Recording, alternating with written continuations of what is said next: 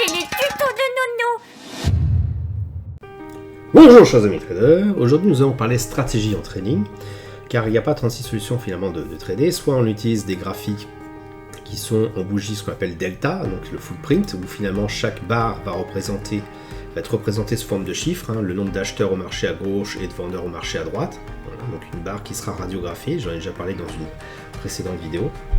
L'inconvénient qu'on peut avoir avec ce type de graphique, c'est que c'est extrêmement consommateur en temps, il faut vraiment être devant et puis c'est un abonnement aussi à avoir en termes de données. On peut aussi avoir les graphiques classiques comme celle-ci, même si elles sont bougies Aiki et Nashi, et qui finalement nous donnent l'évolution du prix, tout simplement, est-ce qu'il monte, est-ce qu'il descend, puis à nous adapter pour finalement, on va dire tenter un pari et dire voilà, si j'achète ici, d'accompagner le prix le plus longtemps possible, si j'achète et que ça va contre moi, de sortir de position très rapidement. Aujourd'hui, je vous propose de regarder 4 stratégies différentes sur ce type de graphique et de voir si ça nous donne du gain ou de la perte à long terme. Pour calculer un gain long terme, donc au niveau probabilité statistique, j'utilise la formule de l'espérance mathématique. En fait, la somme des gains moins la somme des pertes divisée par le nombre total de trades, et qu'on peut aussi représenter sous cette forme-là, en fait, la moyenne des gains multipliée par le nombre de gains, moins la moyenne des pertes multipliée par le nombre de pertes, et bien sûr divisé par la somme totale de trades qu'on a pu passer. Donc pour influencer cette espérance, on voit tout de suite que pour qu'elle soit positive déjà, pour qu'on soit gagnant sur le long terme, il faut que tout ce qu'on a gagné soit supérieur à ce qu'on a perdu. Jusque-là, rien de transcendant, mais en gros, comment intervenir là-dessus ? Soit en augmentant la moyenne des gains et en diminuant la moyenne des pertes, soit en s'arrangeant pour que le nombre de pertes soit relativement faible par rapport au nombre de trades gagnants. On peut aussi intervenir sur le dénominateur qui consiste à dire à partir du moment où je trade moins, je vais potentiellement atténuer le résultat du numérateur. Si en gros j'ai une espérance positive, et bien en fait plus je trade, plus je gagne. Si j'ai une espérance négative, plus je trade, plus bien sûr je perds. On rajoutera également les frais, qu'il ne faut pas oublier. Le problème qu'on a souvent avec les frais, et qu'on oublie, c'est qu'il faut les retrancher à chaque trade, qu'on soit gagnant ou perdant. Et donc plus on augmente le nombre de trades, plus finalement ce poste-là, ici, devient important et parfois peut vraiment impacter très négativement la marge et donc l'espérance de gain. Voyons donc les 4 stratégies que je propose. Donc la première qui est basée bien sûr sur l'espérance mathématique qui consiste à augmenter ses gains comme on l'a vu et diminuer ses pertes. Je remets rapidement la formule. Elle va tout à fait dans le sens qui nous intéresse. Concrètement, de quoi il s'agit ? En fait, lorsque le prix va dans mon sens, je l'accompagne le plus longtemps possible. Lorsqu'il va contre moi, je le coupe extrêmement rapidement. On va voir que sur la théorie, c'est simple, mais en pratique, c'est pas si évident que ça à mettre en œuvre parce que on peut avoir des endroits où le prix se met à osciller comme ça et faire un effet porte de saloon où au final, on n'arrête pas de se faire sortir en petites pertes et la somme des petites pertes commence à prendre de l'ampleur. Mais on va voir ça plus tard. Donc concrètement, on a un résultat avec des chiffres, des petites pertes, des petits gains qui ont l'air de se compenser. On a un gain plus important ici, puisqu'on a réussi à accompagner le prix sur un trade, the trade, qui nous a vraiment boosté notre performance. On va voir ça dans quelques instants.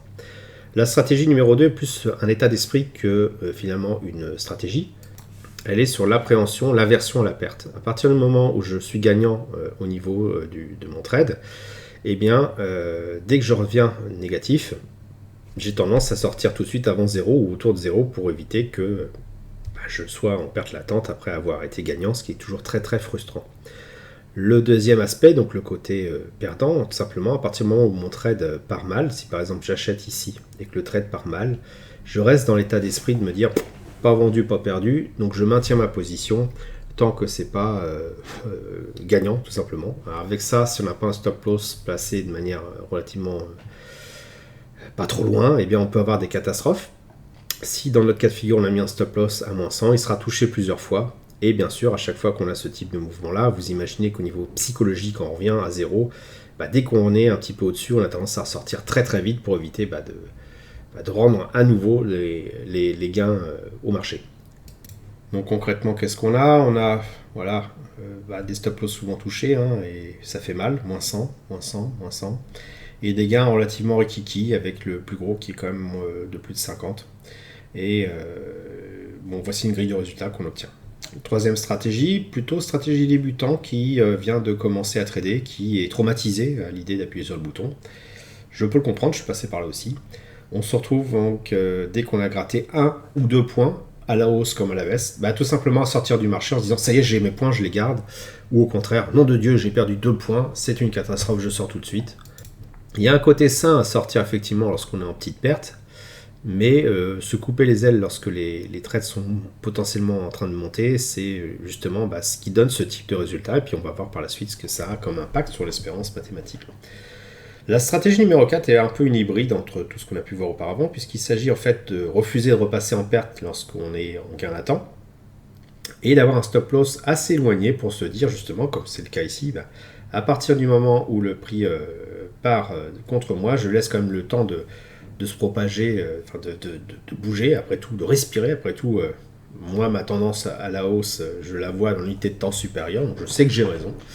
Et on se retrouve effectivement parfois à avoir des stop loss touchés, un petit peu comme on l'a eu ici, mais beaucoup moins de petits gains, puisque finalement on revient très souvent sur le zéro. À partir du moment où on est en gain latent, on revient à zéro, et parfois on a un gain, the gain, qui fait que on est content, on a réussi quelque chose de fort. Donc en gros c'est un peu un mix entre la stratégie numéro 1 et la stratégie numéro 2, c'est-à-dire que c'est la 1 avec un stop loss très éloigné au départ. Voyons à présent les résultats que ça donne sur l'espérance de gain mathématique. Sans surprise, je dirais que la stratégie numéro 1 est la stratégie gagnante. Les stratégies 1 et 2 ont le même type de gain. Bien sûr, les pertes sont plus importantes sur la stratégie 2, puisque le stop loss est assez éloigné. La stratégie 4, en revanche, ne marche pas très bien, tout simplement parce que le stop loss de départ est extrêmement éloigné. Donc, quand on a des pertes, ça pique. Voilà. Le nombre de trades étant à peu près le même, on voit que une stratégie qui augmente le nombre de trades gagnants dans tous les cas et le nombre de trades perdants, j'aurais dû mettre NP plutôt que NB ici, voilà. Et en fait, une représentation assez claire de ce qui peut se passer sur une stratégie qui semble marcher dans le temps. On considère que quand on est à zéro, on est gagnant, tout simplement parce qu'on n'a pas donné d'argent au marché, à part les frais. Et justement, parlons-en des frais. On voit effectivement qu'avec en plus les frais, on diminue les gains latents, quelle que soit la stratégie, qu'il n'y en a plus qu'une seule finalement qui s'en sort, qui est la stratégie numéro 1. On voit que quand on passe finalement des stratégies 3, 2, 4 et 1, il y a une évolution dans notre façon de trader tout simplement. Au début, on démarre, on n'est pas très rassuré, on fait n'importe quoi, on a même l'impression d'être en gain, puisqu'on est à 2 euros, puis au final, avec les frais, on est en train de se vider de son sang tout doucement. On prendra peut-être 5 ans à mourir au lieu de 3 jours, comme font les traders complètement délirants, qui font des gros coups, mais on finit quand même à la casse d'un point de vue statistique. Avec la stratégie numéro 2, on se met en légère perte, et pourtant on commence à avoir des gains plus importants. Mais voilà, les pertes sont là et dégrèvent un petit peu le succès, le résultat final. La stratégie 4, qui est une adaptation de la stratégie 2, en se disant je mets un stop loss plus large et puis je m'autorise finalement à augmenter mes gains, semble payante. Effectivement, on a un 200, mais on a encore des stop loss qui font des ravages. Et puis bien sûr la stratégie 1, c'est vraiment celle qui est évolution ultime, je dirais, qui consiste à se dire moi j'accepte pas de perdre plus d'un certain montant, je veux un stop loss relativement serré, et oui, je vais avoir beaucoup de petites pertes, de petits gains, mais je veux me mettre en position dans l'opportunité de prendre un trade ici et de l'accompagner jusqu'au bout, quitte à peut-être à ce que je prenne beaucoup de trades où j'achète ici et je revends à perte, à très, très faible perte. On voit pourtant, même si c'est contre-intuitif, que c'est cette stratégie-là qui permet de gagner de manière statistique sur le long terme en trading. Alors comment faire pour mettre en œuvre cette stratégie ? Déjà, il faut comprendre pourquoi on a tendance à mettre un stop loss large. Lorsqu'on prend des prises de position comme celle-ci, où on a un pic dans le volume par prix, on en a un ici aussi, et on a un creux plutôt up, je vais le représenter ici, ici, ici.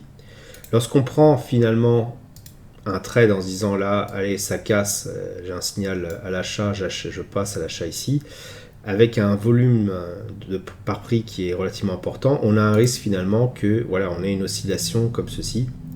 Et c'est pour ça que c'est important d'avoir un stop loss large. Si je passe à l'achat ici, que j'ai un stop loss trop près, je vais me faire sortir peut-être 5, 6, 7, 8 fois. Donc là, c'est les portes de saloon. Et donc, on entend souvent dire il faut mettre le stop loss ici. Si moi, j'entre en position ici, il faut que je mette mon stop loss là. C'est ça qui fait qu'on prend cette habitude-là. Mais en fait, il faut connaître les différents niveaux que l'on a. Et ce qu'on voit ici, c'est qu'à partir du moment où on a un pic dans le volume par prix, c'est qu'on sait que le prix va forcément osciller autour, tout simplement parce que c'est une zone de consensus. Et donc les gens, ils achètent et vendent autour de ce prix-là. Si vous avez une maison à 100 000 euros et que c'est le prix, les gens vont essentiellement échanger autour de 100 000 à plus ou moins 5 000 euros près. Si en revanche vous êtes sur une zone où il y a très peu d'échanges, il y a fort à parier que le prix ne reste pas dessus. Soit il va rebondir dessus, si par exemple vous avez une maison qui a 90 000 au lieu de 100 000 euros, les gens vont se jeter dessus, et puis une fois qu'elle sera partie, on va revenir au prix consensuel. C'est un peu ça le concept qu'il y a derrière. Donc pour éviter finalement d'avoir un stop loss large, il faut intervenir sur les endroits où on a des creux dans le volume par prix. On a un bel exemple ici. On voit que en arrivant directement sur le creux de volume par prix, le prix est carrément rejeté vers le haut. Donc une fois qu'on a un signal d'achat dans cette zone-là, c'est intéressant d'entrer en position pour l'accompagner. Donc avec ça, on a un stop loss relativement serré. Et on va pouvoir accompagner le prix si bien sûr il monte le plus longtemps possible. Donc ça c'est pour expliquer le stop loss. Maintenant comment faire pour augmenter, pour accompagner le prix le plus longtemps possible. Dans notre psychologie, qu'est-ce qu'on a tendance à faire? On voit qu'on a un effet momentum, le stochastique est au-dessus de son signal, il traverse toute la bande de 0 à 100%, on voit le prix qui fait à peu près la même chose, et à un moment donné on voit un reflux qui apparaît là, donc on prend peur. Ici, on se dit, hop, ça y est, c'est fini, on revend, et on a gratté cette partie-là, on est content. C'est ce qu'on avait plus ou moins dans la stratégie 4, où on avait des gains qui étaient moyens, et on aurait très bien pu profiter de la hausse complète. La hausse complète, elle fait pratiquement tout ça, quoi. Pourquoi? C'est parce qu'on interprète mal le stochastique. Le stochastique, finalement, c'est comme un niveau à bulle, ou si vous préférez un manche à balai d'avion. On a le manche qui est dirigé de cette façon-là, donc le prix, l'avion monte, le prix monte, et les oscillations qu'on a, c'est un petit peu les oscillations de correction que peut avoir le pilote, mais tant qu'il est au-dessus de la zone centrale des 50, l'avion il continue de monter, et le prix, on le sait notamment qu'en bourse, on n'évolue pas en ligne droite comme dans un bel avion, non, on évolue comme un serpent qui se tortille le cul dans son tunnel pour grimper, tout simplement. Et donc c'est tout à fait intéressant de garder une position à l'achat, acheteuse en tout cas, tant qu'on n'a pas de signal contraire qui indique, comme c'est le cas ici, que l'avion est en train de changer de cap, qui est en train de plonger, et donc là oui, ça devient intéressant de sortir de position. C'est comme ça que j'ai créé mon stop loss suiveur, le trait que vous voyez ici. En fait, c'est un trait dont la couleur, lorsqu'il est rouge, c'est à la hausse, parce que le rouge représente le stop loss de revente quand on est à l'achat. Et il est vert quand on est dans une phase plutôt descendante. Il s'appuie sur le stochastique, et à chaque fois qu'il se remonte, en fait, c'est parce qu'on a un nouveau plus haut qui est formé, donc sur des bougies Aiki-Nashi. Et donc à partir du moment où on a un nouveau plus haut, on le ramène le stop loss sur le fond plat de la dernière bougie. Donc ça permet d'accompagner le prix le maximum, le plus proche possible, sans pour autant être trop proche. Mais il y a toujours un moment où il est trop proche, où il nous coupe les ailes un peu tôt, et c'est ce qui se passe notamment ici. On voit le stop loss, il casse le prix, il casse le stop loss. Et pour autant, la hausse continue. Donc ce qui est intéressant, c'est d'utiliser ce stop loss suiveur, cette stratégie, d'une façon relativement simple, en 2 temps. Première étape, à partir du moment où moi j'ai repéré effectivement qu'il y avait un point d'entrée intéressant, un point d'entrée intéressant parce que j'ai un niveau de prix qui est relativement faible, ici un volume de prix qui est relativement faible, donc j'ai un effet répulsif, c'est-à-dire que si ça part, ça va partir dans mon sens. Si j'entre en position à ce moment-là, et que je mets un stop loss correspondant à mon stop loss suiveur qui est relativement serré, donc là il devient rouge ici, donc hop, j'entre en position à peu près ici, hop, ici, voilà. À partir du moment où je suis entré en position, on va peut-être zoomer un petit peu,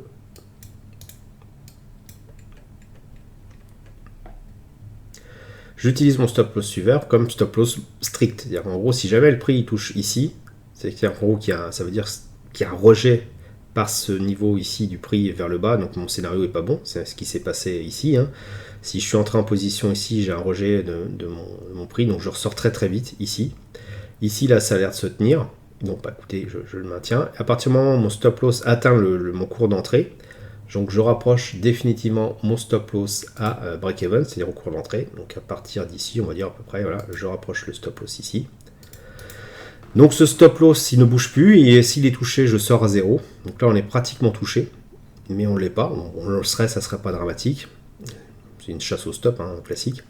Et qu'est-ce qui se passe après? Je dirais tant que mon stop loss est rouge, même si là je commence à avoir un peu le chocotte, je maintiens ma position et je ne fais que ressortir que quand le stop loss suiveur change de couleur, donc c'est à peu près ici. Donc là, j'ai fait une journée sympathique. Plutôt que d'avoir pris par exemple un trade qui aurait fait ça, donc 8 points, je prends un trade qui fait potentiellement 20 points. Donc beaucoup plus important. 100 euros dans la journée, bon avec 100 euros par jour sur tous les jours d'un mois, on a de quoi se faire un petit montant sympathique, suffisant en tout cas pour vivre. Donc ce que je vous propose plutôt de faire un grand discours, c'est de faire le calcul, hein, de faire le trade en réel. Je place mes pics ici, ici, ici et ici, hein, sur l'unité de temps supérieure. Ça me permet d'y voir un petit peu plus clair. Ouais, ici, oui, éventuellement. Je place les creux, donc il y en a un là, un ici, ici, un peu proche. Ouais, ici, on va dire ici. Et puis un tout en bas. Ici, allez, soyons fous. Donc ça sera mon graphique. Là, on retrouve les éléments, donc l'unité de temps inférieure. Et je vais mettre tout simplement en temps réel et puis on va voir ce qui se passe. Donc ici, on est en phase baissière, on est proche d'un niveau de prix où il y a un creux, donc c'est intéressant. Je vais essayer d'attendre un mouvement du prix, enfin du stop loss suiveur qui repasse au rouge voilà, je pars de zéro. Hein. En termes de transaction, j'attends qu'il repasse à zéro pour tout simplement entrer en position si les conditions sont bonnes. Voilà, on attend.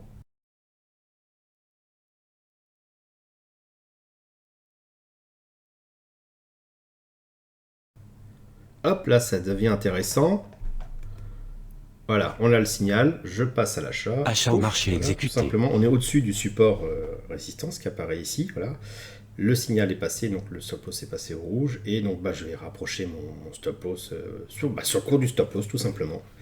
Et on attend soit que le stop loss suive et remonte, ou quelqu'un je vais le remonter au fur et à mesure, soit qu'il atteigne, qu'on ait une inversion de couleur du stop loss. Hop, je vais agrandir un petit peu.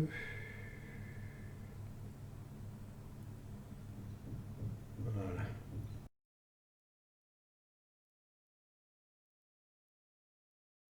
Hop, le stop loss remonte. Et bien je le suis. Je le rapproche. Pas de cotation près, bien sûr.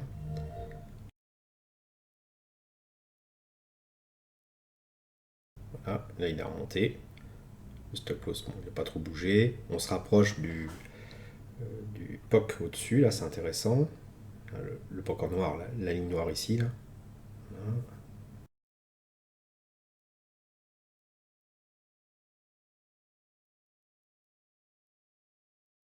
Le stop loss, il est toujours au même endroit. Le support résistance fait office de rejet, c'est intéressant.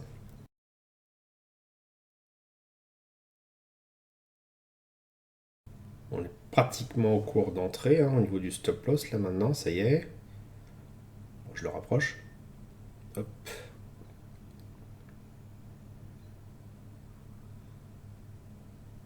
Il n'y a pas de cotation, donc on est pratiquement à zéro là.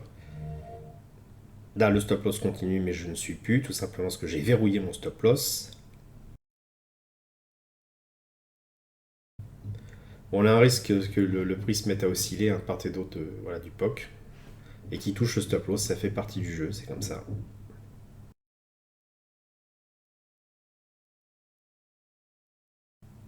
Pof, Vente ça a stop touché. exécuté. Donc on a avec très légère perte. perte, 5 euros, qui correspondent au slippage, puis on est en version de démo, on n'est pas en réel. Donc voilà, on commence avec une perte tout à fait acceptable, une très petite perte, et on va attendre le signal suivant.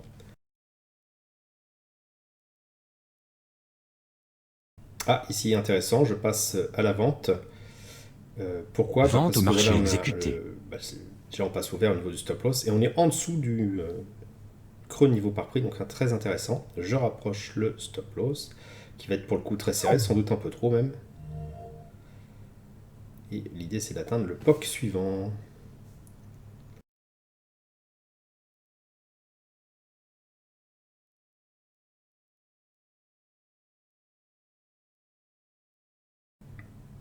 Hop, Achat stop exécuté. touché. Donc Sortie avec perte. On perd à nouveau. légère perte. Le stop loss n'a pas atteint le cours d'entrée. Donc voilà, on est à moins 25. Voilà. Perte tout à fait acceptable encore pour l'instant. Donc on voit qu'on se rapproche dans la stratégie 1. Quand on regardait, on avait voilà, des petites pertes, des petits gains, des petites pertes. Voilà, on est complètement dans cette stratégie-là. On n'a pas encore eu notre gros trend, mais ça va peut-être venir. Voilà.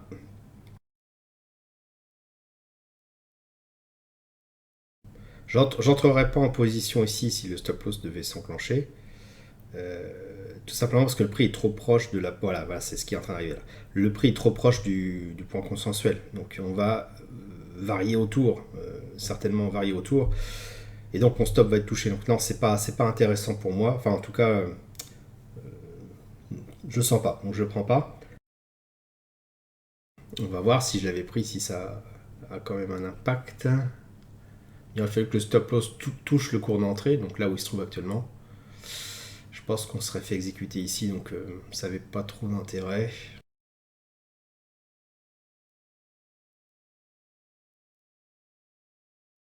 Vous voyez, je pense que là, ouais, le prix il aurait touché direct le stop loss. Ça n'avait pas trop d'intérêt ici de le prendre. On avait le stop loss à peu près là. Vous voyez, il aurait été touché tout de suite. Ouais. Là, franchement, je ne sentais pas. Bon. Même si j'avais pris, c'était pas grave, on aurait perdu peut-être 5-10 euros, c'est pas non plus dramatique. Allez, j'efface ça. Donc là, il passe à la vente. Bah, je vais prendre une position vendeuse. Voilà. On est Vente au en marché dessous du exécuté. stop loss du niveau rose. Intéressant. Et puis, bon, signal de vente. Je rapproche le stop loss. Donc on est à moins 30, donc un petit peu plus costaud quand même, là, le stop loss. Mais voilà, bon, les conditions sont bonnes.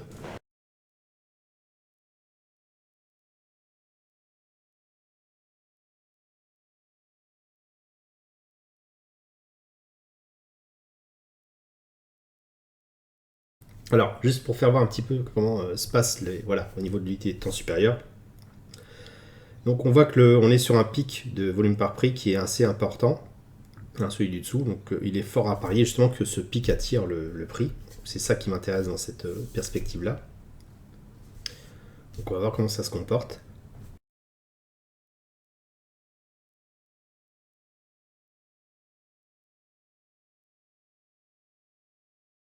Achat stop exécuté. Dommage. Sortie avec Stop loss perte. touché, donc on a échoué.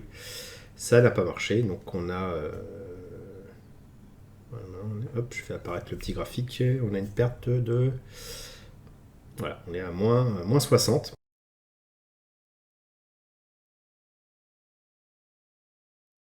Ici, je vais prendre le trade à achat parce qu'on est beaucoup plus éloigné que tout à l'heure sur du POC, enfin un peu plus éloigné. Donc je vais tenter le coup, soyons fous. Achat au marché exécuté. On a encore une petite marge d'attraction qui peut aider à faire pousser le prix dans notre sens. Et puis le stop loss étant un petit peu plus proche que l'autre fois, il y a de bonnes chances qu'on arrive, voilà, je vais le remonter déjà là, qu'on arrive finalement à dégager un petit gain là-dessus. Donc on tente, puis on voit en plus que les oscillations sont plus proches de la résistance du haut, donc il y a de fortes chances que ça pète.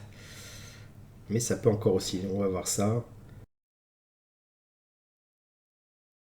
Hop, je remonte le stop loss. Pouf, voilà, on est très proche, mais bon, ça tient.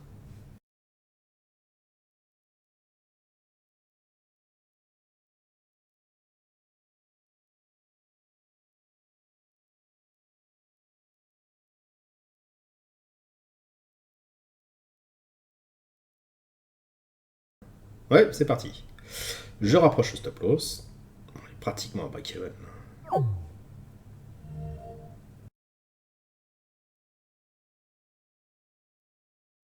Hop, ça y est, on est à break-even. Donc je rapproche le stop loss au cours d'entrée. On verrouille donc l'impossibilité de perdre beaucoup d'argent. Si le prix reflue, bah, effectivement, on va l'accompagner le plus longtemps possible. Et puis on va voir ce qui se passe.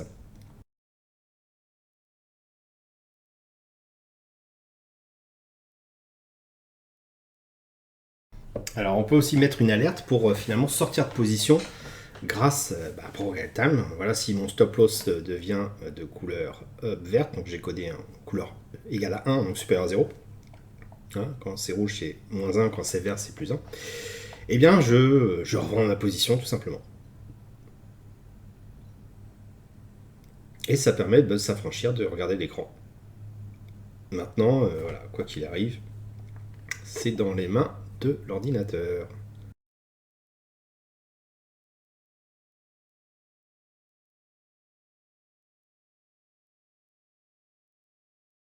On pensera juste, bien sûr, si un des deux se déclenche, d'annuler manuellement l'autre, puisque n'étant pas liés, les ordres ne peuvent pas s'annuler mutuellement. Hein.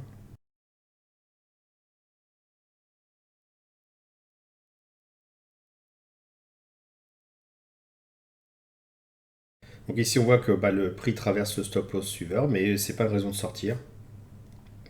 Tout simplement parce que le stochastique est toujours au-dessus des 50, donc il n'y a pas lieu de paniquer, et on reste en position tant que la couleur ne change pas.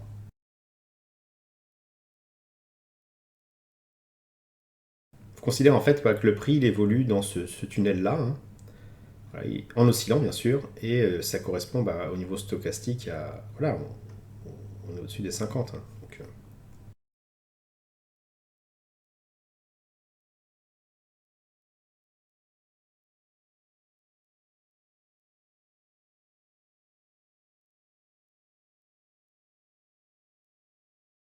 Alors, je regarde juste donc là, sur l'unité de temps supérieure. Voilà, on est sur un creux de volume par prix, donc il y a de fortes chances que le prix soit rejeté sur le POC suivant, hop, le POC noir là, soit rebondisse sur le support, la résistance plutôt rose actuellement. On va voir ce qui se passe.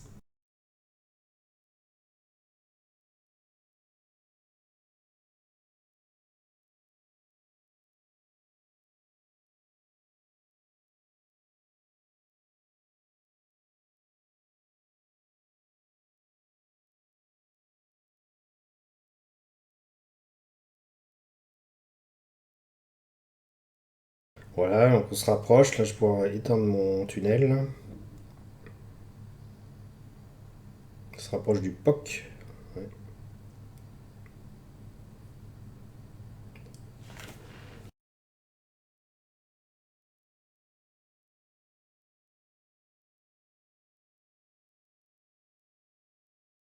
Ce qui peut se passer, c'est quand il arrive au POC, c'est que le prix se mette à osciller et puis il peut repartir en haut ou changer de sens. Hein. C'est très possible.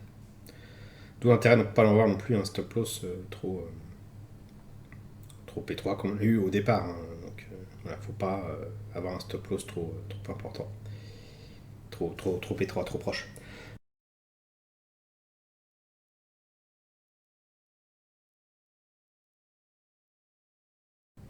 Je m'attends à ce que ça reflue à peu près à ce niveau-là, que ça revienne vers le POC.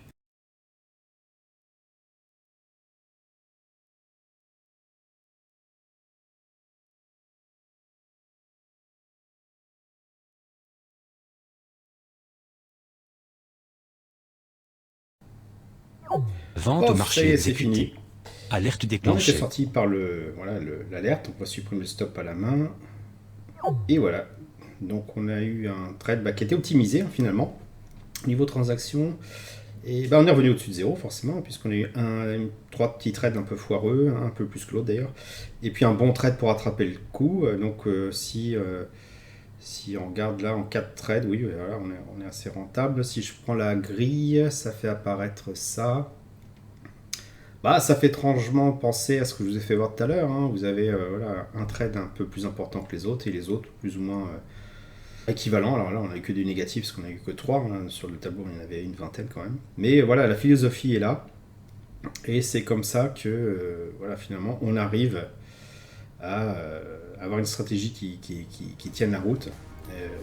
Et qu'on s'en sorte gagnant au final. Voilà, j'espère que vous avez apprécié cette vidéo. Si c'est le cas, merci de laisser un pouce pour m'encourager à continuer. Abonnez-vous à la chaîne YouTube pour ne rater aucune nouvelle publication. Je vous dis merci et à bientôt sur le blog.